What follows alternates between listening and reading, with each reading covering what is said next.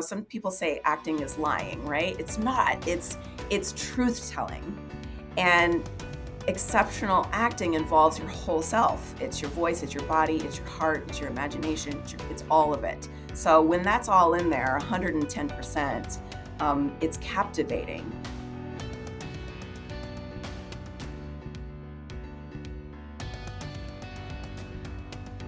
Hello, and welcome to the Dragon Tree Podcast, the show where we talk to great communicators about how they do what they do.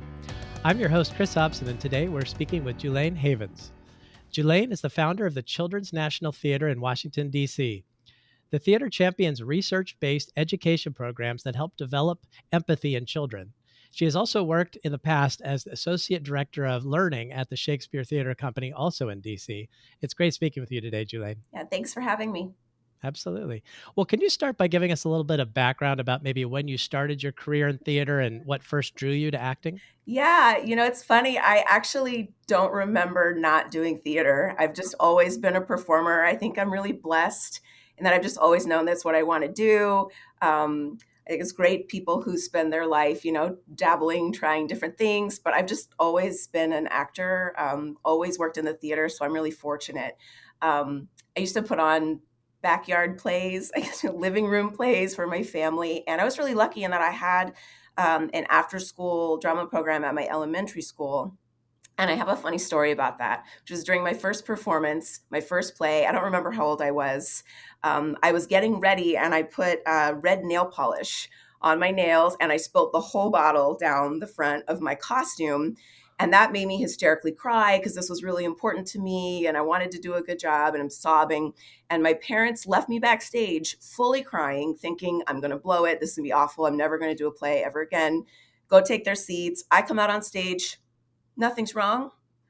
I deliver my lines perfectly. Like they were shocked and surprised. So I don't know exactly what happened. That was a long time ago, but there was something even there, right? About the show must go on, or well, I have to do my role in this play well. And I think there's something about the ritual of letting whatever's going on in your life, whatever the problems are, go in service of the storytelling. And so that's something that's just always been a part of what I do in the theater. And I'm lucky to get to do it.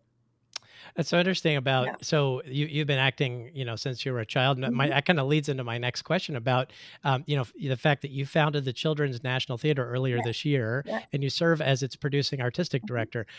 Can you talk a little bit about your work there with children?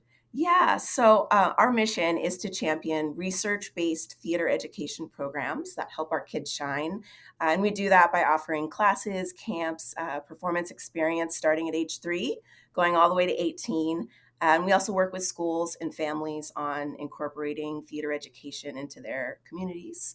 I'm working with a group of really passionate theater educators who believe theater education is a solution to several problems that young people are facing today. Top ones, I think, being anxiety, depression, school attendance, literacy. And this is where the research part of our mission is really important because decision makers want to know that the school play that I was in all those years ago or the drama class is more than just an add on or a fun activity. They want to know it's going to improve the lives of their students and that they're going to be learning essential skills that they can apply to anything they do in the future to all subjects, not just the theater. So that's why we've started the theater to make sure that that still happens in our schools and communities. And we were talking a little bit before we started, but you do a certain amount of that kind of work is kind of dovetails with what you did at the Shakespeare Theater. Is that Uh-huh. correct? Yes. Okay. Yes. Yeah, and so when you say you're partnering with different groups to do this, is it that you have one kind of hub theater and then you go out in the community, or are you literally all the time out in the We're community, all or how the does time that out work? in the community, but Oh, okay. the 10-year goal is to have our own theater space and Oh, classrooms and a performance space where I think what's going to make us unique and different is that the students are the stars. So you go to any other theater and you're going to see adult performers, which is great, and that's a great opportunity for young people to go and see and be inspired by really great professional folks. But I think that the participation in it is what's going to get people hooked for life, like me. hmm. Yeah. All right. Mhm. Well, can you elaborate? So one thing I was struck by on the website, a really nice website, and we'll link to it in our show notes. Can you elaborate on the 8 acting habits of mind, which I like I was saying is mentioned on your website, and it seems to play into that the idea of Mhm. the research based Mhm. approach that you all take. Yeah, so I have to give credit to my brilliant colleague and friend, Dr. Talia Goldstein, and she's a professor at George Mason University. And the 8 acting habits of mind are sort of her foundation of her work. But I'll backtrack a little in that I met her over a decade ago, and we did a research project at a theater I used to work at in Louisville, Kentucky, where we looked at 885 young people. They were age 5 to 18 over a 6-year period. And we were looking at the time, we were calling these 21st century skills, communication, collaboration, creativity, initiative, and problem solving. And what we found was that the longer the students stayed in the acting class or the theater class, the more increase in those skills, Hmm. which was really amazing. And that study, along with several others, Talia's been doing this for 20 years. She has put together this wonderful book. Can I show a book? Is it okay? Absolutely. Yeah, please do. Great, because I have it with me all the time. It's called Why Okay. Theater Education Matters. Oh, okay. So this is really like her, her whole career and lots of different studies and observations of what actually is learned in an acting class. Just over time, she found that habits were a better way of describing that than skills. So some of those habits are body awareness and control, considering others, being flexible, all really good habits to have. And those 8 acting habits of mine are the foundation of the curriculum and the lesson plans that we create for the theater education programs we do, both in our conservatory classes where we have folks come to us and we teach them how to act, but also when we go out into schools. So that's just really our foundation of what we're trying to instill in young people, whether or not they're going to be actors. I like the idea of kind of like looking at the outcomes Yeah, as before you're kind of even going into the teaching of it, yeah. because I probably am similar to a lot of people where I've had my share of acting experiences, whether it's school or whatever, Mhm. and it was always like, do this, hit this mark, memorize these lines, but no consideration, almost no Mhm. consideration was ever given to what am I meant to get out of this ultimately. Yeah. And like almost as if that was supposed to just be implied or obvious. But it sounds like you're taking more kind of like outcomes based approach. Oh, Is that absolutely. correct? And Okay. yeah, and we let the students and the families know right at the get-go that that's the goal of the class. Oh, And okay. when we were doing that study I was speaking of back in Louisville, Kentucky, we posted those skills, we posted the standards and what we were looking at, and it became part of the dialogue and the conversation. So no, I think that transparency is really important. We want you to learn to speak confidently and be able to look someone in the eye and feel comfortable in your body when you're on stage. But yeah, we want to communicate that. I feel like if you Mhm. can get through a whole Shakespeare play, acting it and saying those words, you should be able to talk to anybody about You anything can at act that point. Shakespeare, you can act anything. That's true. Well, that leads to my next question, which is when you were at the Shakespeare Theater, and I imagine it applies to what your work now. Uh-huh. How did you bring Shakespeare to life for students? You were the associate director Mhm. of learning over there, and how did you help them navigate the language like we were just talking about, which can get pretty complex in some Shakespeare plays? Yeah, I think it's really important to remember that the actors in the original plays in Shakespeare's day, they were not part of high society. They were not the most educated people. In fact, they were looked down upon, even though they entertained the masses, all kinds of people, including the king and the queen. And today, what 400 or 500 years later, we often study Shakespeare in high school and college, and it's read like a book. And that was not the original intention. Shakespeare wrote for actors and for people to experience the plays. So I think to best understand and enjoy Shakespeare, you have to listen to it. Even better if you can speak the words out loud yourself. And when I'm working with younger students, we just take an actor's approach to it. So by that, I mean, I'm asking questions like, what does your character want? What's in their way? What do they need to do? And we try to keep the work very active and physical. um, um, more about character exploration and less about, oh, well, I don't know what that word means. This last year, I did Shakespeare's A Midsummer Night's Dream with kindergarten through sixth grade. Oh, that And must we have been worked on it. interesting. It was brilliant. It was beautiful. They were Oh, so okay. good. No, they were so good. So starting in kindergarten, every student in the school was in the production. So about 70 kids, and I split the roles up through the whole play. The show is about an hour. We started in January. We performed in May. Not one kid told me it was hard. Not one Really? kid told me it was too difficult. And I realized something.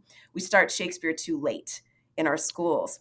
If you Okay. give it to them when they're younger, they don't know it's hard. An adult hasn't told them that yet. And so it's fun. And they're, well, this guy turns into a donkey and this is a fairy and they love playing. There's a lot that they can Right. like. And the language is very musical. And we really encourage, playing with it and having fun, and that there's not a right way to do it. So yeah, I think if you keep the focus on play and character exploration, you're going to give a child the confidence they need to speak Shakespeare. That really resonates with me because I saw Midsummer Night's Dream as an adult for the very first Oh, time, not ever having even read it. yeah. And I found myself I thought it was great, and the actors were so funny, and that just comes through. I mean, there's so much that's conveyed beyond the language, body language, the tone of voice, and Mhm. it's really a cheeky and funny play. Oh, yeah. But And it does at good. parts of it, I found myself getting hung up on the surreal nature of it. Yeah. Because I came into it thinking, oh, this is another Shakespeare play. A lot of times it's rooted in politics Mhm. or history, Mhm. and some of them are just complete flights of fancy. And I could Yeah. see that really resonating with kids who don't have that similar hang up Yeah. and aren't so worried about it fitting in a box. Yeah, no, So that it's just fun. And if they don't know the difference, or if they haven't, yeah, someone hasn't told them it has to be done a certain way, so they can have fun with it. And isn't that the great thing about Shakespeare, that all these years later, you can kind of do whatever you want with it. And I think it's important to remember that, because I think some folks, oh, it needs to have an English accent, or it needs to have, the old style costumes. And I'm like, no, have fun with it, experiment, because that's what Shakespeare was doing with just the older stories from his lifetime. He was taking those and repurposing them for his own needs. So that's what I really enjoyed about working at Shakespeare Theater Company. All of the plays, the productions, they're not museum pieces. They're done very modern, present day. You try and see yourself in the piece, because so many of the themes are universal and you still connect to it all this time later. Mm. Yeah. Yeah, and you yeah, something that's coming to the forefront as you're talking is motivation, I think, Mhm. and I mean clearly you have a great way of communicating and connecting with young actors, but and you kind of told us the end point Mhm. of that journey from January to May, where by the end of it they said that wasn't hard, it was Yeah. really fun. But Mhm. how do you hinted at it, which is keeping it more character based as opposed to like language based, but how do you there must be at times when you find yourself having to keep motivating children Yeah. on some level, Sure. and like so how does that what's that balancing act like, Yeah, and sure. how can others maybe mimic that? Yeah, I think so. I think first and foremost, in a theater classroom, one of the first things we're going to do is do everything we can to create a safe space. And I think it's important in, that rehearsal I talked about, January to May, or however long the class may be, that making mistakes is okay and it's part of the process. I think that's first and foremost. Um, with the younger students, like kindergarten and first grade, I, right out of the gate, we're playing a getting to know you game, or we're, trying to have fun together. I'm right there with them. So Oh, I'm right, not yeah. standing at the, front of the classroom. They're not sitting at, I'm in the circle with them. I'm making the silly faces. I'm moving my body. I'm making them laugh too. And I think that when they see me doing it, they feel like they can open up a bit, and it's okay. I don't, purposely make mistakes in front of them, but I do try to act silly, or I show them how to recover from, oops, oh, I said my line wrong. That's okay. I'm gonna keep going. I think today there's a lot of pressure to be perfect, or to do things right. So in a theater classroom, exploration is really important, and embracing the risk taking, even if it's not something we're going to end up putting in the show. but that they feel like they can try the character multiple ways or say the lines in the Shakespeare play a whole bunch of different ways before they land on, what they really feel is what they want to share with the audience. I think that's easier said than done. Being silly in front of folks takes time. Being comfortable in front of others is, yeah, I know a lot of folks have stage fright. In fact, I think it's the number one fear in the world, right? Before or after death, right? People are afraid, Maybe before death, we never know. you know. Yeah, right. So I think the way I approach that, the way I deal with that and keeping folks motivated is to just give my best every day in the classroom and to do the activities with the students, instead of just expecting a young person to do it on their own for me. Sort of, yeah, Yeah. show them how to do it as opposed to just telling them. Yeah. That kind of goes back to that original point you were talking about, which was, applying it to life. And I guess maybe the kindergartners are probably too young to take maybe that lesson away. But as an adult, and you alluded to it just now, there's plenty of stage fright, and Yeah. you might have a great idea. Nobody ever will know about it because you're too afraid Mhm. to share. And is that one of those endpoints you're trying to get people to? Is, hey, this could be innovative for Mhm. everybody if you just don't have that kind of fear. Is that part of it? Yeah, absolutely. Theater is a collaborative art form, so and that's what I love about it is, um, you have to build trust with your cast, with your ensemble, and that lets you. I think the other thing in that being a safe space is in that room. Say you're Titania, the fairy queen, in A Midsummer Night's Dream, and you can act like her and do something. Feel that all out safely in there. That might give you the confidence that you need in a different room if it's not a theater room, right? You've tried it out now in the theater space. Now I don't know, 5 years from then, you're in a boardroom and you're giving a presentation, and maybe you just channel your inner fairy queen, and that helps you. I mean, it Right. sounds silly to think about, but I do think it's important. We all get nervous, especially when we care about something. So yes, absolutely. If you um, the more plays you're in, you're going to play a lot of different people.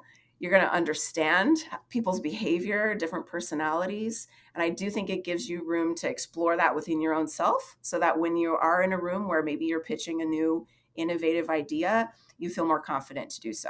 So talking about kind of the time that we're in right now, there is a lot of funding cuts to the arts happening, unfortunately. So how is that maybe affecting your work, or do you have any advice for anyone who may be going through this, and kind of what's your take on all that? Yeah. So, what I know from the research is that you have to reach young people by age 9 for them to be interested in theater or any other hobby. And it makes sense because I grew up in a household where we didn't go to football games. With my husband's family, that's a really big deal. But I'm approaching 40, but I cannot. I'm still not interested in it. Right? It was just not something I grew up. So I know if I want to save the theater, which I care so much about, we have to start with younger kids. And I think doing that now in a time when things are getting cut, we're going to raise a new generation of young people who grow up saying, no, this is really important to me. This was such an influential activity in my life. We have to have this. And they have the skills to be able to stand up and say, this is important. Bring the funding back for this. And we're giving them a voice and we're giving them an opportunity to express themselves. I like to say, right in the government's backyard. So I think now is the time to keep doing it. It's not the time to scale back. I think it's time to do more. And I think really specifically doing more with young people so that the next generation understands how important theater education is in having an empathetic and engaged citizenry moving forward. That puts me in mind, and I know with your children's national theater, you're kind of branching out from Shakespeare, but one big feature of Shakespeare plays in my mind is the persuasion factor. People aren't resolving things with violence. It's a lot of it is um, persuasion for good or bad. Sometimes there's a lot of manipulation going on, but Yep. but on the good side, does that is that one thing you're hoping to impart? Is that idea of, you just hit on it right there, persuasion Mhm. of speaking persuasively about why the art should be saved, for instance? Is that one kind of skill that you're trying to build with some of this? Yeah, and I think that you practice that in doing Shakespeare plays or any plays, with the scene work or character work when you're learning how to be another person. Right? Is if like you play someone of a different disposition, of different different background, different opinion than you, right? In a theater class, then you can go out in real life and better understand that person and then be more persuasive, right, in your conversation with them to try and either find common ground or really make your case, whether that's for arts funding or something else. So, Eh, Yeah, and you one of your siblings is I believe you said a lawyer, right? yes. I always feel like that's something I've heard about lawyers, is you have to be really good at understanding all of the counter arguments that Yeah. you're going to be facing, and you have to really put yourself in the position of the other lawyer, Yeah. and maybe even the jury. Yeah. Like what will persuade them. And so that's just one line of work. I'm sure that that kind of thing, putting yourself in other people's shoes, is valuable for just a broad range of Mhm, careers, I would mhm. think. I think our phones that we all are on all the time now too are tailored to us and our likes and our dislikes. So being in a room with folks who have different likes and dislikes and learning about that, yes, and then stepping into their shoes and telling their story truthfully, um, is a great skill. Just building on that. So we've talked a little bit about Shakespeare and Midsummer Night's Dream, but Yeah. maybe for others watching who are interested in this approach, what maybe even just as a kind of a beginning stage, Mhm. what do you think is the best kind of material to Mm. use, like in an acting class or improv class, or that makes the student experience more effective and unique? When we talk about strictly the material. Yeah, I'm really glad that you're asking this question, because I think it's very important in education today for students to have agency, and to give them a voice in the material that they're selecting. So, actually, I'd love to talk about the Shakespeare classes that I used to Mhm. run and sort of how I did that, because it's Shakespeare. So there's only, right, 38 plays that we have to choose from, but I still knew it was important to give my students some selection of their material. So I would pick a theme, kings and queens, or heroes and villains, clowns. I would pull maybe 3 or 4 plays. We would talk about, some overall plot points. I'd do some introductions to the characters, and then I'd say, hey, where are you leaning, or what are you excited about? What do you want to explore more? And then I'd give them, the opportunity to say, this is the character I'm interested in, or I've already done something like this, so I think I want to try this other thing. And then we would spend the rest of the class, with the scene or monologue that they selected. And I think that decision making process is just as important as the acting choices that they're making, whether that's a great thing or they fail at it, or that learning to make those decisions. So at the end of the day, I think the material is whatever they're interested in, whatever they're interested in, because they're going to be more motivated, as we were saying earlier, to work on it, to really put their whole selves into it. I like that idea of agency, and then Mhm. once further down the line, if they kind of stick with it, maybe going against type or going Yeah, against what they think they would yeah. be good at. I think that's a lot. You see that a lot with actors stretching themselves, but Oh, yeah, it gets boring playing the don't. same. Yeah, Yeah. playing the same role over and over and Yes. over again. Yes. Well, that kind of speaks to the communication Mhm. component of that, and that's one of the kind of common themes of this podcast. So we talked about the kind of similarities between writing books, or fiction books, versus like theatrical productions. Mhm. Why do you think acting in theatrical productions is such an exceptional form of Mhm. communication? Yeah, yeah, I was thinking about this and I thought, even if someone hasn't seen a play, so if you haven't been in a theater, if you haven't seen a play, likely in this time you have a favorite TV show, maybe a favorite movie that's captivated your imagination. I've got one right now that I started watching that I can't stop thinking about. So clearly those actors have done a phenomenal job. And I think during the pandemic, we were all very grateful for actors and actresses, right? Telling us Very stories, much, very helping much. us feel um, whether we were escaping reality or just that we were part of something when we were stuck in our homes. But I think at the core of all of that is that the acting is believable. And some people say acting is lying, right? It's not. It's truth telling. And exceptional acting involves your whole self. It's your voice, it's your body, it's your heart, it's your imagination, it's all of it. So when that's all in there, 110%, it's captivating. You don't stop thinking about it. Like the TV show I just picked up, right? So I think because it involves your whole self, that's what makes it special and unique. And I think most people don't know how to act, but Mhm. most people can spot bad acting, Yeah, and I we think know that when speaks someone, exactly to what you're talking about. yeah, doesn't have, or when someone just isn't into it, doesn't have their heart into it, you can pick up on that. You Yep. can pick up on it, and Mhm, that's why it's such a mhm, it's such a balancing act. mhm, But you talked about it a little bit earlier today, especially when you were talking about the fact that especially given your research-based mhm, approach, you're looking at alleviating things like anxiety or getting, figure maybe using acting as a way to, if not alleviate the anxiety, maybe try to redirect that energy, mhm, things like that. So, my next question is, mhm, in the way the world is today, becoming increasingly, technology focused, mhm. ever shorter attention spans. Why? What kind of unique role do you think theater plays in this world we're living in? Yeah, I'm so glad you asked that question because I come from a family of scientists and Oh, doctors, oh, okay, engineers, interesting. and I'm a bit of Okay, a black sheep. So no one else in my family does theater. Yeah, I have a sister who's a lawyer, a sister who's a doctor, a sister who's a scientist. oh my gosh.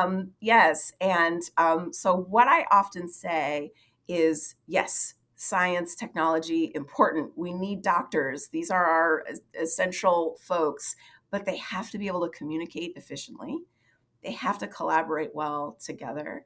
Yeah. And speaking of essential workers, I actually do believe that artists are essential, even simply just because they bring joy into other people's lives. And yes, my family did encourage me to go into a profession that would maybe make more money. But I would also say, okay, but we don't want to have a bunch of sad or depressed or anxious scientists and doctors who are solving really important problems or, curing diseases. You want to have full, happy people who can connect with other people and talk about what it is that they're doing. And so that's where I think theater education specifically, but theater acting in general, is still really very important, even though we rely more on, computers and screens and phones today. It's interesting having I've lived. I'm not sure how long you've actually been in the DC area. I should have asked 5 years. where I've you been here for 5 years. 5 years. Yeah. Did you grow up in the East I Coast grew up or on the West Coast. I grew up in West Coast? Seattle, Washington. Oh, interesting. Mhm. Okay. Well, maybe you have this experience too, because I'm not from here originally, but having lived here for a while in DC, particularly, it's an interesting dichotomy because there's a lot of science, engineering, obviously government, a lot of STEM type work Yeah. goes on in DC, but it's also one of the cities that has the most vibrant regional Mhm. theater, community theater. That's Um, why I moved here. that's why you moved here, Yeah. right? Mhm. Yeah. So I wonder, like, Mhm. what's your take on that? I mean, like that has to kind of play into what you're just talking Yeah. about how, yes, this is heavily focused on. I don't want to say not the arts because there's Mhm. obviously a lot of arts here, Mhm. but I wonder if that over time, it sort of balances everything out because it's such a strong regional theater presence. Yeah, What do you? I think What's your that, take on all yeah, that? I think there's a really beautiful relationship between theater and politics. I love all yes, there's so many theaters here in DC. It was one of the reasons I moved here. It drew me to the city, because we have big decisions being made in this city, right? And yeah, I think to have all those different stories being told, all those different kinds of performances surrounding all of that, that's really important. And you hope that those decision makers or, folks that live and work here are going and seeing those shows. That becomes part of the cultural life here in DC. hopefully, I mean, that's one of my goals, right, with my new theater company is for that to become a more national thing, right? That the arts really truly are important. They should be supported. So if that can happen here, where our government is, hopefully that can happen throughout the rest of the country as well. But yeah, no, I can only imagine someone making a huge decision that's going to impact millions of people, then being able to go and listen to an opera or see a play, it makes sense to me. Excellent. Yeah. Yeah. I'm interested also in the business side of this. I'm going to put Mhm. you on the spot Sure. because this wasn't one of the That's okay. questions I had asked earlier. But Yeah. you're an entrepreneur now, and you've got your own company, Yeah. Mhm. literally and figuratively, I Yeah. guess. But so anyone maybe listening right now who is on that more on the art side, like you're just talking about, but who really feels like, okay, I have the skills, I have the technical skills I need. I want to kind of go out on my own and see what I can Mhm. do. You've done that, Mhm. and you're in the midst of doing that. What are Yeah. some first steps that maybe you could impart to maybe anyone who's, it doesn't have to be someone wanting to start their own theater Sure. company, but are there any applicable skills that could apply across the board when it comes to artistic endeavors like that? Yeah, I think so. We were just speaking about how there's so many theaters and arts institutions in DC. So you might ask yourself, well, why do we need another one? But I think what's important in starting something new is that you're identifying a need in the community. And having lived and worked in DC for the last 5 years, I can't tell you how many people came to me and said, "Oh, we're driving an hour, to Maryland or to Virginia to do the acting class for my young person because there's not something here immediately in our neighborhood or walking distance from the elementary school." So right away I knew, right, well, this is very interesting, right? There's so many theaters, but they often, as we said, have adults performing or making art, and there's not as much opportunity for children to participate. So just time after time, parents would talk to me about wanting to enroll their students in class or just get them involved in the arts in some way. And while there are great places to go and do that, not, I think that also the traffic is not great here in Right. DC. So, Not very um, conducive. right. So I went, okay. There's this whole kind of, circle around the Capitol Hill neighborhood where there just aren't enough. There isn't enough access. There's not enough opportunity for young people to participate, act in shows. And I was also very motivated from the theater I worked for in Louisville, Kentucky. It was a conservatory program, and the kids came after school every day. And it was a safe place for them to see their friends, take class, do plays. And I saw that that was missing here. And I just had a lot of folks, expressing the desire for it. So it was definitely a bit of a leap of faith, right? To say, okay, we're gonna make it happen, but a great thing has happened in taking that leap of faith. There's a lot of people like joining in and wanting to help and are interested in it. And so that's very much been worth it. So less than 4% of elementary schools in the country have a theater program. It's 50% when you get to middle and high school, but see, it's all backwards. If you had it at elementary school, you'd have way more interest in it going into middle and high school. But because you start so late, our school system starts so late, you see a lack of interest. Or all these theaters are wondering why their seats aren't full, right? Why their houses aren't full, why people aren't coming back. It's because they're not having an experience as a child that you know you don't. Yeah, like I said, I don't go to football games. Interesting. And Yeah. so the funding comes from the partnerships that you establish, and that is it mostly schools, or is it kind of a mix of schools and Yeah. like community based organizations, Yeah, or what's the mix there? so we are working with some schools, and we are trying to establish that conservatory after school style programming. So we've rented some space with great community partners in the neighborhood to get started that way. Yeah, the 10-year goal is definitely to have our own space, but in the meantime, you just need a safe big room to do a theater class. The great thing about theater That's the class, great thing about theater. yeah, you don't need a whole lot. You just need a nice, big, safe room. So, just trying to get those going, get the word out, and then hopefully grow it. Because yeah, my my mission in life is for every child to have a theater class or have theater education. So I want to have as much of it as I can manage. And in some ways, not having all of the accoutrement of the, Hmm. some hoity-toity theater, Hmm. that almost, I wonder, does that, in your experience, does that force the participants to become more creative just Oh because, yeah. okay, because you don't have all the props and all the crutches, I Oh guess you'd yeah, say? that's where some of the best, yeah, because the focus is on the craft and on you, and you're focusing on, the other actors. Some of the best shows I've worked on had no budget. You take a ladder, you take a parachute, you make things happen with that. You use your actor body as part of the set and build. I mean, for me, that's some of the most visually interesting theater to watch is when it's not all done for you, when you have to use your imagination when you're in space. So to watch young people do that is incredible. That's fun. I Mhm. remember seeing a community theater play in Baltimore, and I wish I could remember which one it was. It might have been Julius Caesar. It was one of them where there was an all-out just fight scene Yeah, with stage swords and everything, yeah. and there was such a small little stage. What it's talking about being innovative. They did it in slow motion. So like there was like a fair number of Mhm, actors in a very small area. So if they had done it real time, it would have kind of looked weird because they're all bunched mhm, together and mhm, it might have hit somebody in the audience or something because we were like literally on top of them. But mhm. they did it in slow motion, and I don't know why, but it just made it so much more real.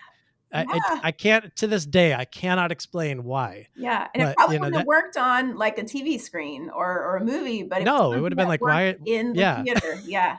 Yeah, right. Yeah, yeah, interesting. It just yeah, when you were saying that sparked that yeah. memory. Is your plan to mostly then still focus on Shakespeare with the Children's National Theater? Are you thinking of you know branching out to other playwrights and things eventually, or Yeah, what? so, I adore Shakespeare. I'm a lifelong Shakespeare fan, but, Shakespeare Theater Company has wonderful education programs, so I'm actually focusing on everything that's not Shakespeare. Oh, Um, interesting. Okay, yeah, and the okay. way I think about it, yeah, I'm really proud of the programming that I built and worked on over the last 5 years at Shakespeare Theater Company, and I'm sure it's in good hands.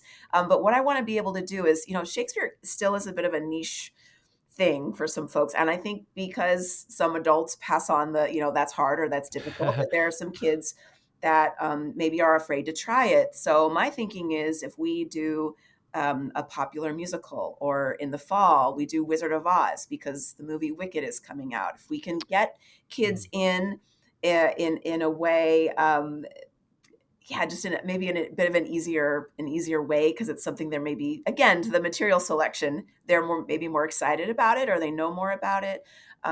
We've got a class with a theme of witches and wizards because Wizard of Oz is coming, and we're going to do the Wizard of Oz in the fall. So that's a bit more popular. Might get some kids maybe just who've never done theater before, or the performance side of it, into the classroom. And then my hope would be that if someone really likes it, I could say, hey, a great thing for you to do would be to try Shakespeare Theater Company and go do a Oh, Shakespeare class. So I'm there we go. actually trying to Like a build up, pipeline. exactly, I'm trying to build up um, a stronger base to get more kids into the Shakespeare program as well, and then give the folks who maybe Shakespeare's not their thing an opportunity to still perform in the area. I wonder if there's ever an opportunity to actually to cut out the middleman or middle person Mhm. and just not that you would teach in the school itself. Well, Yeah, we have you do. be like Mhm. this is just my wild idea, Mhm. but have you be almost like a substitute teacher for a couple days in like an English class? Yeah. Because I wish I had a Julane Havens when I was probably in about sixth or seventh grade, and we read, you know, I'll just call it the Scottish play because I Yeah. don't want to get in Yeah. trouble. Yeah. And I just feel like it would have just really resonated a bit better Mhm. if someone like you were there, where it wasn't just us literally just reading it. Mhm. Nobody taught us the modulation of the voice. Yeah. Nobody. I don't even remember anybody talking about how it was like iambic pentameter or anything like that. Yeah. Um, you know. Are you ever on the lookout for opportunities like that where All you're the literally going into a Mhm. classroom? All the time, all the time. Oh, okay. And that is part of what we do. Sometimes we're brought in for a one-off workshop. I prefer a longer residency. where we come in if they're studying the play. But yeah, oh, immediately you're getting a script in hand, you're getting up out of your seat. It's just a different learning environment. I might even put a foam sword in your hand if you're in that, you know what I mean? Because immediately then that's cool. Or yeah, and in my favorite thing to teach in the school environment is I might just say, okay, take your hand and put it over your heart. You're going to hear your heart beating. Unless you're a zombie, you should feel it, right? You should feel that dee-dum, dee-dum, dee-dum. And the iambic pentameter is the ba-bum, ba-bum, ba-bum, ba-bum. So Shakespeare wrote right in the rhythm of a human heart. And as you're reading Shakespeare, if you're speaking it out loud, you're going to notice when the heartbeat is a little off. So that's telling you something about your character.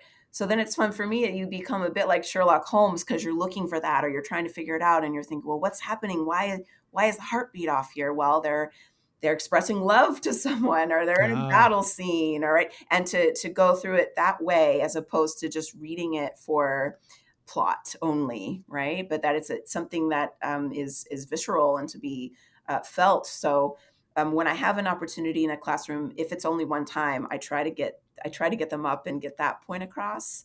But yeah, I relish in the opportunity to have multiple classes with students, or even be in, like last year, I was in twice a week in a school, every week for the whole school year, and boy, did they learn a lot.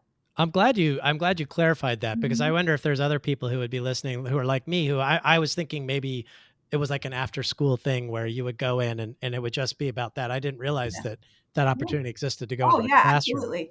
That's incredible. Yeah, Wow. please Yeah, have. and hopefully their Yeah. hearts aren't just racing with nervousness. No. That would throw off the iambic pentameter, at least for Yeah. me, I'm sure. But Yeah. well, Yeah.